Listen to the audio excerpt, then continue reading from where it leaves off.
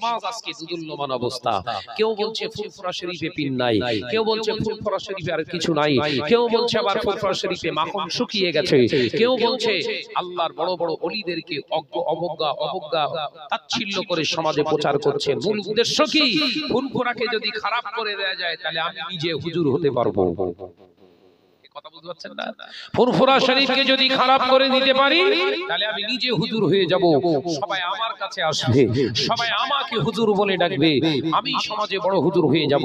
না মিয়াজি, ক্যামেরার সামনে হুজুর হওয়া, হুজুর সাজা যায়, হুজুর হওয়া যায় না। ক্যামেরার সামনে প্রচার প্রসার পাওয়া যায়, আল্লাহকে রাজি করা যায় না। ক্যামেরার সামনে সমাজে সমাদৃত হওয়া যায়, পৃথিবীর জমিনে নাম কেনা যায়, সমাজের বুকে বিরাট গুরু সাজা যায়, আল্লাহ রাসূলের কাছে হওয়া যায় না। আল্লাহ রাসূলের কাছে হতে গেলে নমনীয়তা অবলম্বন করাটা তোমার জীবনে আবশ্যক করে ফেলবে। আল্লাহ রাসূলের পছন্দনীয় পাত্র হতে গেলে তোমার জীবনে হারাম জিনিস থেকে নিজেকে মাহরুর করতে হবে, নিজেকে সংশোধন করতে হবে। তুমি যদি আল্লাহ এবং রাসূলের প্রকৃত বান্দা এবং উম্মত হতে পারতে তাহলে তোমার মুখ থেকে বেফাস কথাবার্তা বের হতো না। এই কথা ঠিক না? বুঝছো রে? বলো, তোমার দ্বারা তো সব হচ্ছে, আবার ফুরফুরা শরীফকে গালি দিচ্ছ, ফুরফুরা শরীফকে উল্টো পাল্টা মন্তব্য করছো। সাবধান হয়ে যাও, হায়াত বাকি, কতদিন বাকি তুমিও জানো না, আমিও জানি না।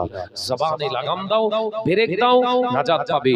ব্রেক বিহীন গাড়ির যেমন মূল্য, গাড়ির যেরকম দাম, ব্রেক বিহীন গাড়িটার যেমন অস্তিত্ব, আপনার জবানে যদি লাগাম না দিতে পারেন আপনার জীবনের অস্তিত্বটা ঠিক অতটাই খেয়াল থাকবে। তো বাবা, জবানে লাগাম দাও, যে কথাটা বলবে তার প্রুফ নিয়ে বলো, যে কথাটা বলবে যাচাই বাছাই করে বলো।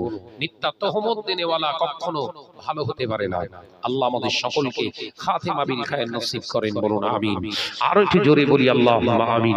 বোনেরা, ঘটকের বেড়িয়ার মুসলমানেরা, আলোচনা বোঝার চেষ্টা করুন।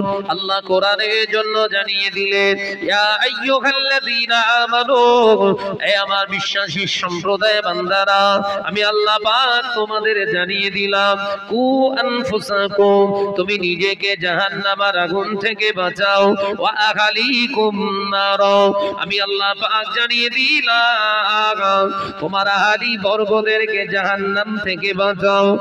এ নওজওয়ানেরা, যুবকেরা, নামাজ আদায় করছো, রোজা আদায় করছো, হজ আদায় করছো, যাকাত আদায় করছো, এগুলো যেমন আল্লাহর তরফ থেকে আমাদের উপরে ফরজ করে দিয়েছে, ঘরের নারীদেরকে পর্দায় রাখতে হবে, এটা আল্লাহ ফরজ করেছে।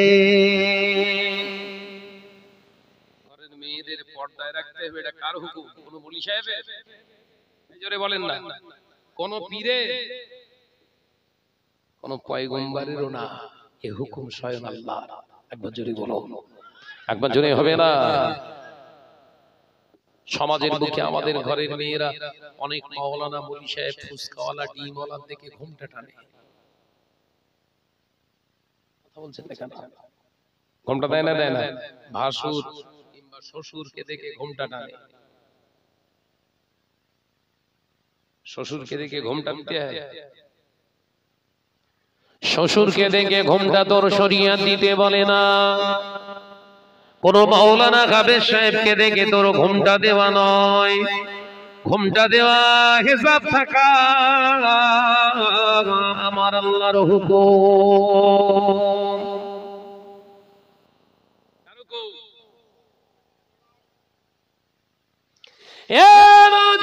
যুবকেরা, ছেলেরা, বাচ্চারা, পর্দানশীনা মা ও বোনেরা, আলোচনা বুঝুন।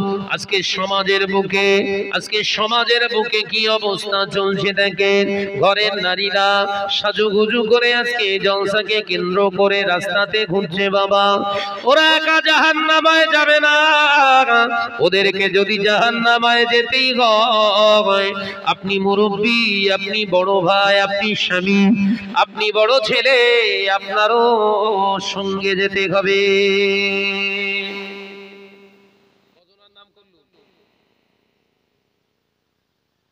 আপনি বাপ বিহায়া নারীর যদি পিতা হন আপনাকে জাহান্নামায় যেতে হবে।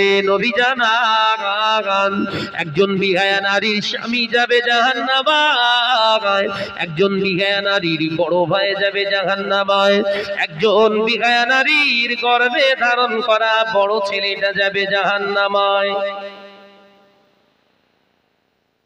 যতই কাবা ঘরের ভিতরে নেড়ে আসিস না কেন তোর কবরে বাস করবে। নবী যখন বলছে জাহান্নামায়, ও জান্নাত শব্দ আর কানে আসবে না। কি সর্বনাশ হচ্ছে আজকে সমাজে, এই কথা বলছেন না কেন? এগুলো যখন খুঁটে খুঁটে খুঁটে খুঁটে তুলে তুলে আপনাদের জনসমক্ষে উপস্থিত করছি, উপস্থাপন করছি, এক শ্রেণীর স্টেজধারী মোল্লাদের খুব বড্ড কষ্ট হচ্ছে, কারণ ওদের ব্যবসা রয়েছে, কথা বুঝি না, ওদের একটা ব্যবসা রয়েছে।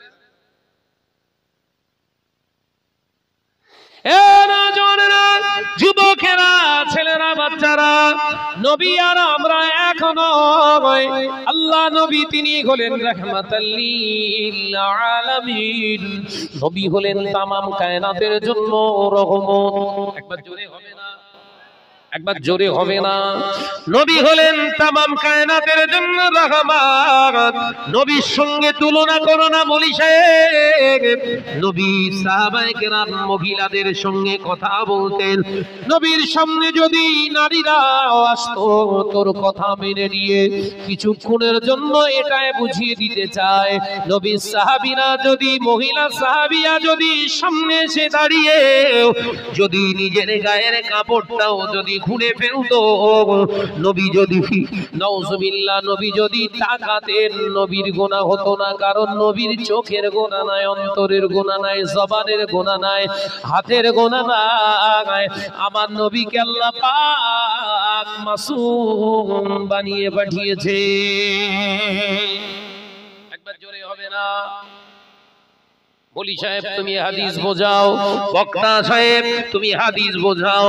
নবী করেছে বলে আমরা করছি, নবী মহিলাদের সঙ্গে কথা বলেছে বলে আমরা বলি, নবী মহিলা সাহাবীদেরকে হাদিস শুনিয়েছে বলে আমরাও হাদিস পড়াই। বলি সাহেব তোর কাণ্ড জ্ঞান নাই, নবীর সঙ্গে তোর কোনো জায়গায় মেলে না, তোর পা বাড়ালি গুনাহ, পা বাড়ালি গুনাহ, নবীর দুনিয়া ঘুরলে ও গুনাহ হয় না।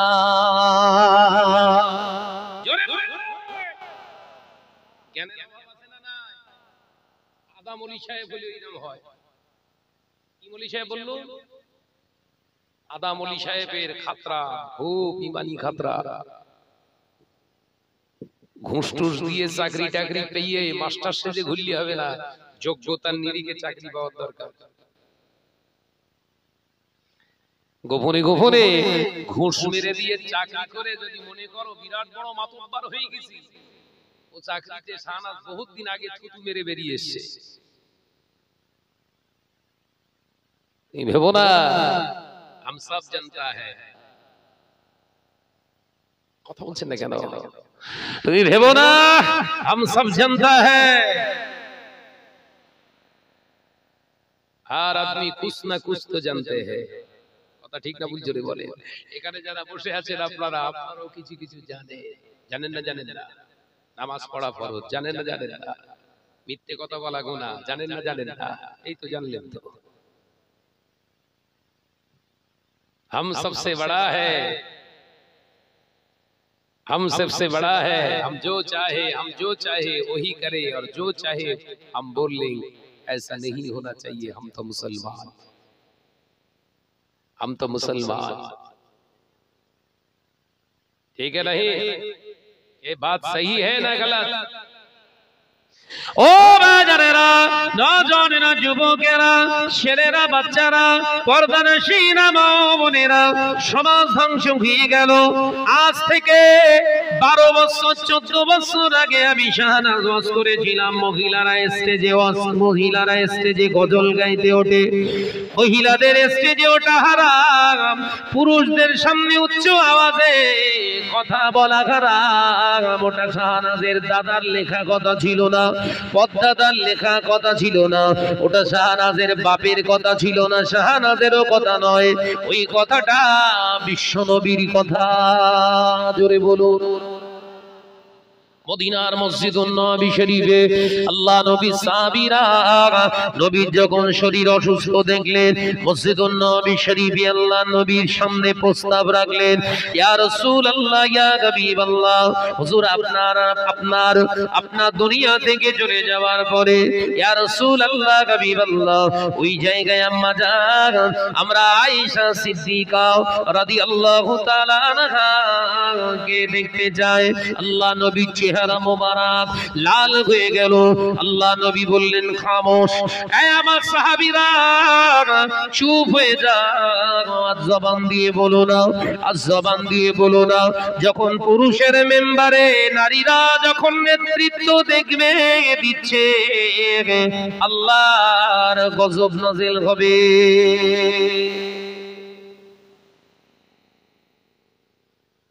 আমার আলোচনা বুঝে আসে না। এই মেম্বারটা কাদের? বল মানে এই পুরুষদের জন্য তো। এই মেম্বারে নারীদের তোলা নিষিদ্ধ।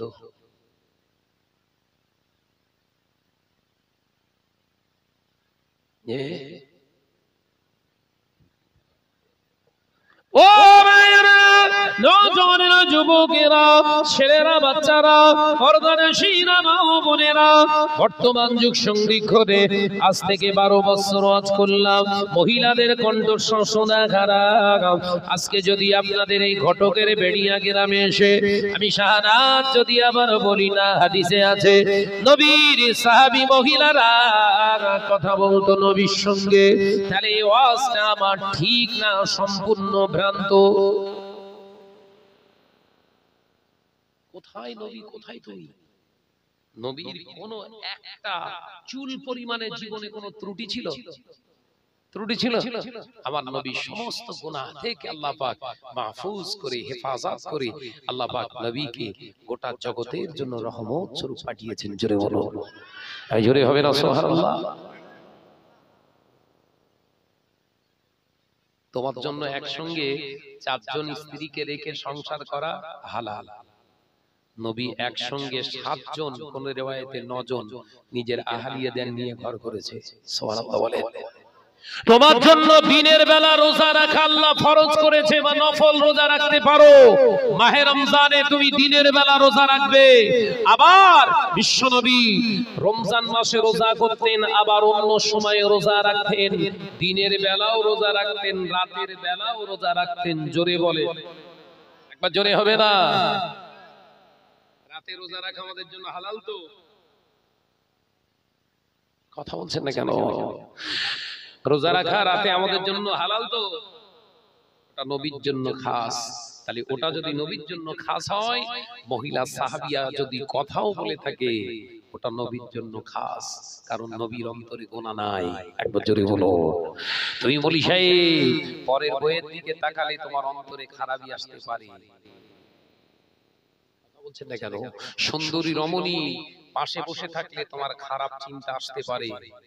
সুন্দরী রমণীর কণ্ঠস্বর আওয়াজ কানে আসলে মনের ভিতরে শয়তান ঢুকতে পারে। নবীর দেহের ভিতরে, জিসম মোবারকের ভিতরে শয়তান ঢোকার অনুমতি ছিল না। একবার জোরে বলে, এই জোরে বললেন না? কবে সেটা কবে? তাফসীরে কিতাবে আছে না নাই? ইবলিস যখন তৃতীয় দফা দাবি চেয়েছিলেন, আল্লাহ আমি আদমের সূরাত ধরতে চাই, আমার দেখতে খারাপ, আমি আগুনের তৈরি। কিতাব থেকে বলছি, আমি ইবলিস। এই জওয়ান ছেলেরা আয় চলে আয়, তো দেরিয়ে রেছিস কেন? নাকি আলাদা পার্টি? মজা করলাম।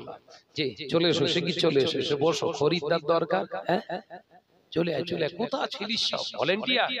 ও ভলেন্টিয়ার হোক, গিয়ে এসে বস, চলে আয়, শিগগিরই আয় বাবা।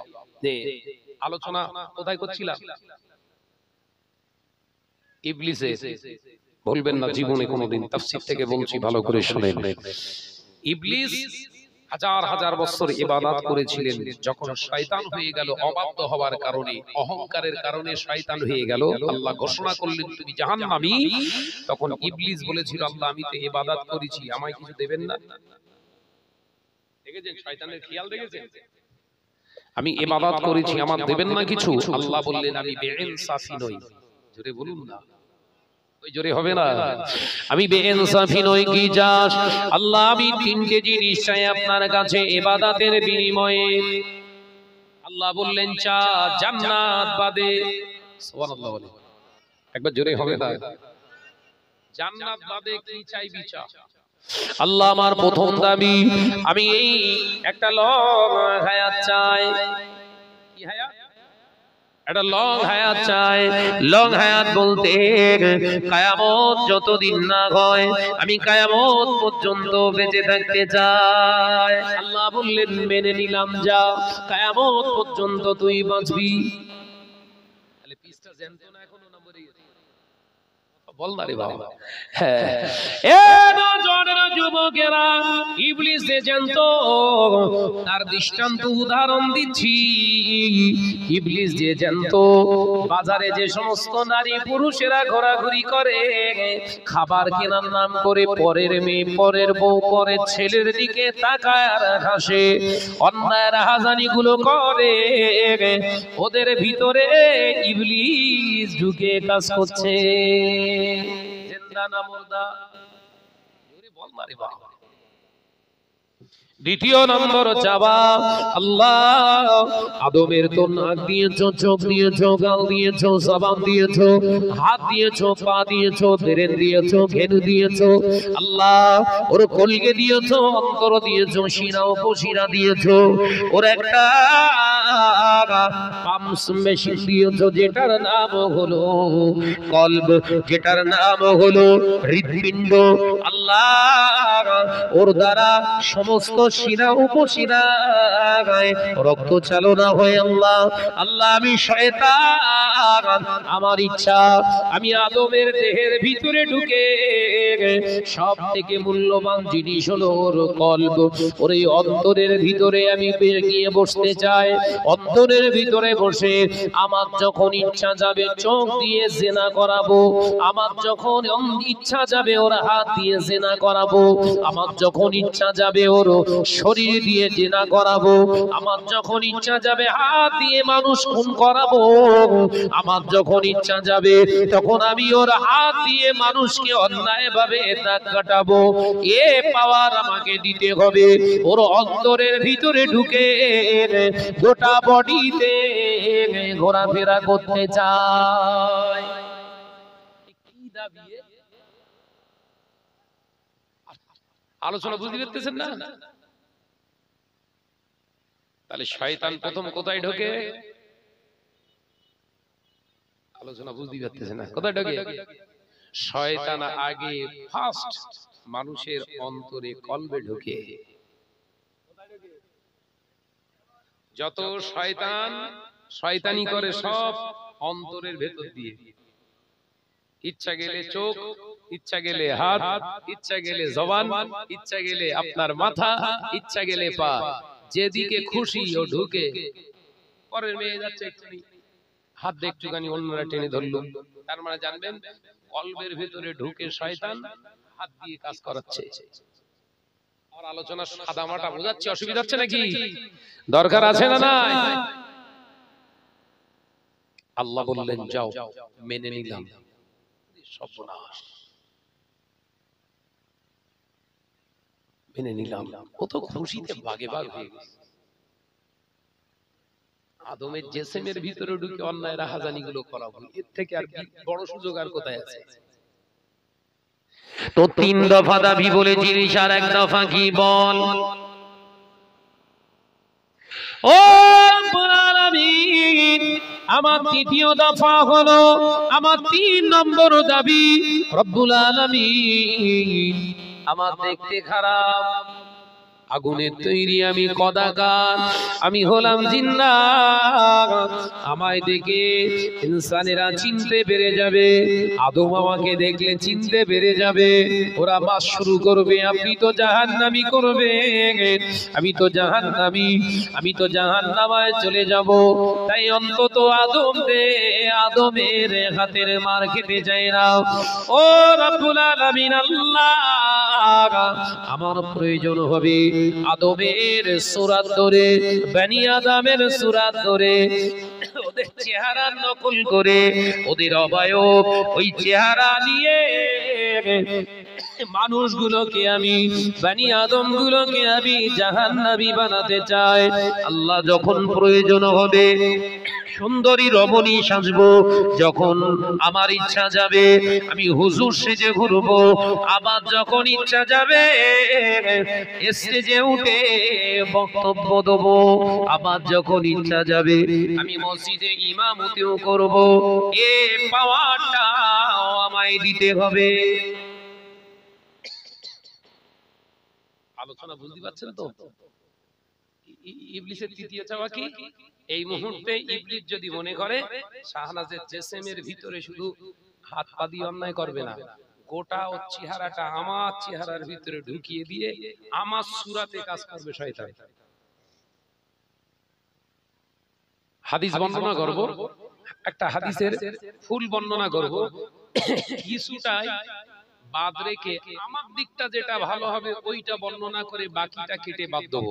এটা হচ্ছে ইবলিসের ওয়াজ। আমি বোঝাতে পারছি না? কোরআনের আয়াত তুলবো, আয়াত তুলে আমার মনোমতো করে আমার পক্ষে, আমার দলের লোক যাতে বেঁচে যায় সেই পক্ষের সপক্ষে ওয়াজ নসিহত করব, আল্লাহ এবং রাসূলের জন্য করব না। সাধারণ মানুষ আপনারা তো বুঝবেন না, কিন্তু ওয়াজ হচ্ছে, ওয়াজ করছে কে? টাকা থাকলেই যে উমরা, টাকা থাকলে যে হজ, না না না, হালাল টাকা দিয়ে উমরায় যাও, হালাল টাকা দিয়ে হজ করতে যাও। হারাম টাকায় উমরা করলে গোমরা হয়ে যাবি, হারাম টাকায় হজ করলে পেঁয়াজি হয়ে যাবি। মারা টাকা, ঝাড়া টাকা, গরিবের ফাঁকি দেওয়া টাকা, ভাই বোনের হক ফাঁকি দেওয়া টাকা, গরিবের মাল মেরে মুচড়ে খাওয়া টাকা, সমাজের বুকে ধোকা দিয়ে ইনকাম করে টাকা, ওই টাকা নিয়ে কাবা ঘর গিয়ে মাথা ঢুকে ঢুকে যদি তোর কপালটা ফেটেও যায়, তোর হজ উমরা আল্লাহ তাবারে কবুল হবে না। এলাকায় যারা এরকম উমরা হাজি আছে তারা ভালো চোখে নেবে তো আমার কিন্তু বলছি সত্য কথা, প্রমাণ করেন শাহনাজ ভাই শরিয়ত বিরোধী কথা বলেছে। হারাম টাকায় উমরা নেই, হারাম টাকায় হজ নেই, হারাম টাকায় যাকাত নেই, হারাম টাকায় ইফতার নেই, হারাম টাকায় মসজিদ নেই, হারাম টাকায় কোনো দান নেই। I can challenge up to কিয়ামত পর্যন্ত থাকলো। কথা বুঝতে পারে না, মনে করছো ৫,০০০ টাকা দিয়েছি বিরাট ধনা ধুনে ফেলেছি। কোন টাকা দিয়েছি? যারা কোন টাকা দিলি?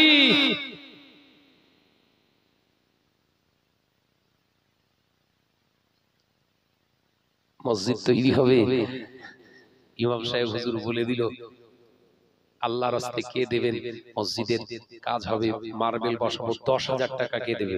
জাপান করে একদম সুদখোরটা হাত তুলেছে, আমি দেবো। ইমাম সাহেবের বলার দরকার ছিল, বাবা যারা বসে আছেন আপনার পরিশ্রমের মেহনতের হালাল অর্থ কে দেবেন? ১০,০০০ টাকা। বলার তারতম্য আছে না? না এরকম বলি আমরা। এইবারে সুদখোরটা বলে দিল আমি দিলাম হুজুর ১০,০০০ টাকা। সুদ করে দেখে সবাই এই যে শাহনাজ, যে শাহনাজ সুদখোর না? মসজিদের ভিতরে গালাঘুষা চলছে, শাহনাজ সুদ করতো। ইমাম সাহেব নারায়ে তাকবীর, আল্লাহু আকবার, নারায়ে তাকবীর, আল্লাহু আকবার, শাহনাজ ভাইজান জিন্দাবাদ, 10,001 টাকা মারহাবা। ফেরেশতারা বলছে আল্লাহ এই মুহূর্তে ওরে কবরে ঢোকা, ওরে পিছাই করে ফেলি একদম। রেগে যাচ্ছে নাকি? ওরে একবারে কবরে ঢোকান আল্লাহ, ওরে পিছাই করে ফেলি, ওরে হুজুর সাজা সব মিটায়। ও কারে জিন্দাবাদ দেয়? ভক্ত কমবে না বাড়বে? আমি চাইছি একটা হারামখোর যেন আমার ভক্ত না থাকে, একটা বেনামাজি যেন আমার প্রশংসা না করে, একটা সুদখোর যেন কোন রকম আমার পিছনে না দৌড়ানোর সুযোগ পায়। একদম কাটছাট। মুজাদ্দিদুজ্জামান যেমন বলে দিয়েছে, বাবারা আমি আবু বকর জানিয়ে দিয়ে গেলাম তোমরা সুদ খাবে না, সুদ দেবে না, তোমরা মুখের দাড়িগুলোকে খবরদার মুন্ডন করবে না, খবরদার তোমরা ইচ্ছাকৃতভাবে নামাজ কাজা করবে না, তোমাদের ঘরের মহিলাদেরকে বেআব্রু করে রাখবে না। আমি আবু বকর জানিয়ে দিলাম গান বাজনা শুনবে না। আমি আবু বকর জানিয়ে দিলাম শুনে রেখে দাও, যারা আমি আবু বকরের ভক্ত মুরিদ বলে দাবি করো, খবরদার অন্যের হক মেরে খাবে না। আমি আবু বকর জানিয়ে দিলাম তোমরা যদি এর উপরে কংক্রিট ভাবে জীবনটাকে চালনা করতে পারো, ইনশাআল্লাহ কিয়ামতের কঠিন দিনে আল্লাহ নিশ্চিত হাবিবের খাঁটি উম্মতের ঝান্ডার নিচে জায়গা করে দেবে। একবার জোরে হবে না? দাদা হুজুর পীর কেবলা আল বেঁধে দিয়েছে না দেই? আমাদের সব দরজা খোলা, হয় না হয় না, কি আসবে খুঁজে খুঁজে মত করে এসে হাজির, দাঁড়িয়ে পেচ্ছাপ করা এসে হাজির, ছেঁড়া প্যান্ট পরা হাজির, সব আমার ভক্ত। রেগে যাচ্ছেন? রেগে যাচ্ছেন? আমি আমার জন্য বলছি কথাগুলো, এই কথাগুলো বললি তো আমারই লস, ভক্ত কাটবে। বলছি এই জন্য ভক্ত কতদিন থাকবে আমি জানি না, আমি কতদিন দুনিয়ায় থাকবো আমিও জানি না।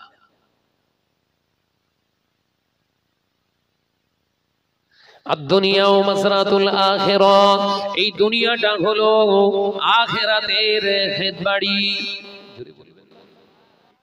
জোরে বলবেন না? আদ-দুনিয়া মাযরাতুল আখিরাত, এই দুনিয়াটা হলো আখিরাতের খেতবাড়ি। ও মুমিনেরা, ও আমার সোনার মানিকেরা, আলোচনা বোঝো রাগ করো না।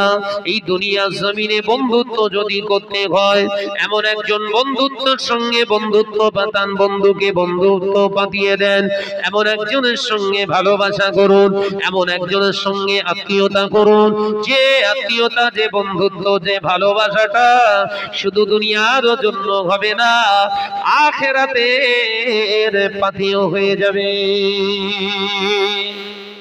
সুদখোরের জন্য, সুদখোরের সঙ্গে বন্ধুত্ব যদি তুমি করো, ওই সুদখোর কিয়ামতের দিন তোর বিরুদ্ধে দাঁড়িয়ে যাবে। যদি পৃথিবীর বুকে বেনামাজির সঙ্গে যদি বন্ধুত্ব করিস বাবা, ওই বেনামাজি কিয়ামতের দিন তোর বিরুদ্ধে দাঁড়িয়ে যাবে। পৃথিবীর জমিনে যদি জিনাখোরের সঙ্গে তোর সম্পর্ক হয়, ওই জিনাখোরটা তোর বিরুদ্ধে কিয়ামতের দিনে দাঁড়িয়ে যাবে। দুনিয়ার জমিনে যদি মেরে নেওয়া, কেড়ে নেওয়া, ডাকাত যদি তোর বন্ধু হয়, তুই বন্ধুত্ব বানাস, ওই বন্ধু তোর বিরুদ্ধে দাঁড়িয়ে যাবে।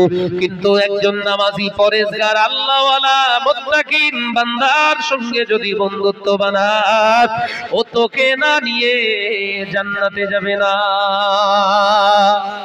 একবার জোরে বলে। কিতাবে এসেছে বন্ধুত্ব করুন এমন মানুষের সঙ্গে, ও যেন আখিরাতে তোর কাজে লাগে। একবার জোরে বলে।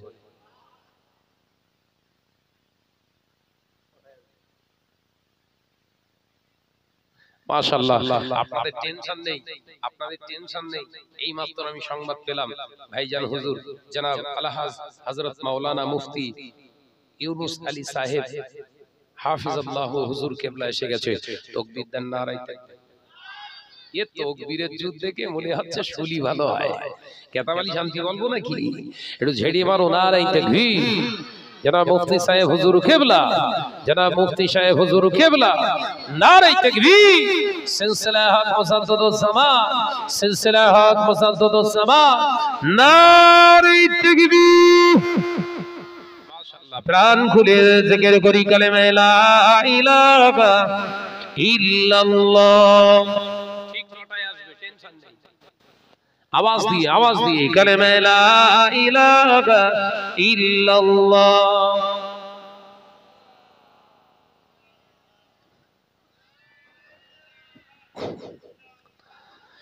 মুহাম্মাদুর রাসূলুল্লাহ, আমারে কণ্ঠে তুমি তোমারই বাণী দিয়েছো, বুকের দেরাজ তুমি তোমারই স্থান দিয়েছো, আমারে কণ্ঠে তুমি তোমারই বাণী দিয়েছো, বুকের দেরাজ তুমি তোমারই স্থান দিয়েছো। এত ভালোবাসো কেন মালিক আমার, কি করে শুকর করি আমি তোমার, কি করে শুকর করি আমি তোমার। জোরে হবে না, আরেকটু জোরে হবে না, নারায়ে তাকবীর। আমারে কণ্ঠে তুমি তোমারই বাণী দিয়েছো, লা ইলাহা ইল্লাল্লাহ।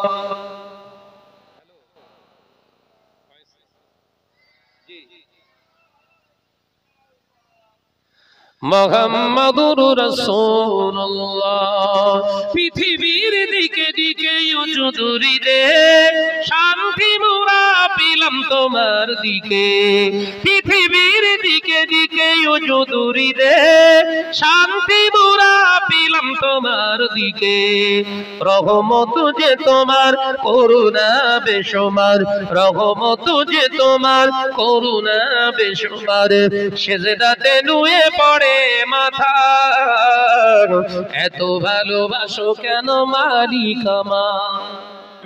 জোরে হবে না, আরেকটু জোরে হবে না, আমারে কণ্ঠে তুমি তোমারই বাণী দিয়েছো, বুকের দেরাজ তুমি তোমারই স্থান দিয়েছো, লা ইলাহা ইল্লাল্লাহ।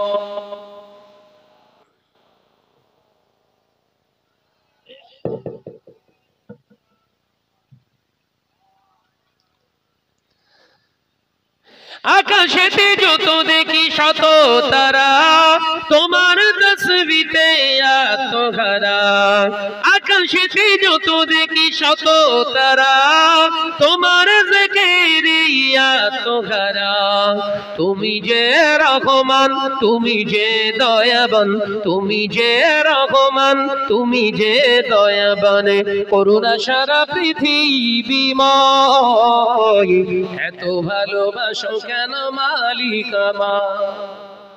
জোরে হলো না, আর একটু চিল্লে হবে না, আমারে কণ্ঠে তুমি তোমারই বাণী দিয়েছো, বুকের দেরাজ তুমি তোমারই স্থান দিয়েছো, এত ভালোবাসো কেন মালিক আমার, কি করে শুকর করি আমি তোমার, কি করে শুকর করি আমি তোমার, লা ইলাহা ইল্লাল্লাহ। জোরে জোরে, লা ইলাহা ইল্লাল্লাহ সাল্লাল্লাহু আলাইহি ওয়াসাল্লাম। আমার নওজওয়ানেরা, যুবকেরা, ছেলেরা, বাচ্চারা, পর্দার আশিনা মা ও বোনেরা, আমার সোনার চাঁদ মানিকেরা, আলোচনা বোঝাতে চেয়েছিলাম তাহলে আলেমদের অনুসরণ করুন, আল্লাহকে ভয় করেনেওয়ালা আলেমদের সোহবতে থাকুন, আল্লাহ এবং রাসূলকে পাওয়া সহজ হয়ে যাবে। একবার জোরে বলুন, একবার জোরে হবে না। দুনিয়ার জমিনে পাক্কা নামাজি হবেন না। নামাজি হতে গেলে আপনি নিজে নামাজ আদায় করবেন, পাশাপাশি আপনার স্ত্রী আহলিয়া, আপনার ঘরের মহিলা কন্যা তাদেরকে হিজাবি বানান, নামাজিনী বানান। ঘরের নওজোয়ান যুবক ছেলেটাকে তাকে নামাজি বানান, নাজাত পেয়ে যাবে। একবার জোরে বলুন, একবার জোরে হবে না? আরেকটি কি কথা বললাম? আরেকটি কি কথা বললাম? দুনিয়ার জমিনে দান করবেন, সেটা নামাজ হোক, রোজা হোক, হজ হোক, যাকাত হোক, যা কিছু করছেন হালাল থেকে করুন। হারামের সঙ্গে শরিয়াতের সম্পর্ক নেই। হারামের সঙ্গে কোনো সম্পর্ক নেই। যতটুকু করবেন হালালিয়াতের সঙ্গে করুন। হালাল হলো আল্লাহর দরবারে পছন্দনীয়, পাক পবিত্র হিসেবে পরিগণিত হয়। একবার জোরে বলুন। অল্প দান করেন, 100 টাকা দিতে হবে না, 10 টাকা দিতে হবে না, 1 টাকা দেন, সেই 1 টাকাটা যেন আল্লাহর পছন্দনীয় টাকা হয়। খেয়াল থাকবে তো?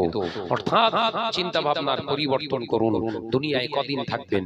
দুনিয়ার জমিনে মিথ্যাচার, মানুষের নামে মিথ্যা তহমত, পৃথিবীর জমিনে চগলখুরি করা, পৃথিবীর জমিনে মানুষের নামে উল্টোপাল্টা পৃথিবীর জমিনে প্রচার করে কতদিন বাঁচবেন? কারণ নামে মিথ্যা তহমত দিয়ে দুদিন হায়াত বাড়বে? বলছেন না কেন? কারণ নামে মিথ্যা কথা রটিয়ে দিয়ে 1 ঘন্টা সময় আপনার হায়াত বেড়ে গেল, বরঞ্চ আপনার আমল নামাগুলো ধূলিসাৎ করছেন। আপনি সাবধান হন, সাবধান হয়ে যান। আল্লাহ আমাদের বোঝার তৌফিক দেন, বলুন আমিন। মুসাদ্দাদুজ জামান ওই জন্য বলেছিলেন, বাবা আমার যারা প্রকৃত অনুসারী হবে, আমি আবু বকর জানিয়ে দিলাম, ইত্তেবায়ে সুন্নাতে নববীর উপরে তোমরা চলাফেরা করবে। কারণ আমি আবু বকর কিয়ামতের দিনে জানো তোমাদের নিয়ে আমার নবী পাকের প্রকৃত উম্মত, খাঁটি উম্মতের কাতারে দাঁড়াতে পারি। একবার জোরে বলুন, একবার জোরে হবে না? সুবহানাল্লাহ।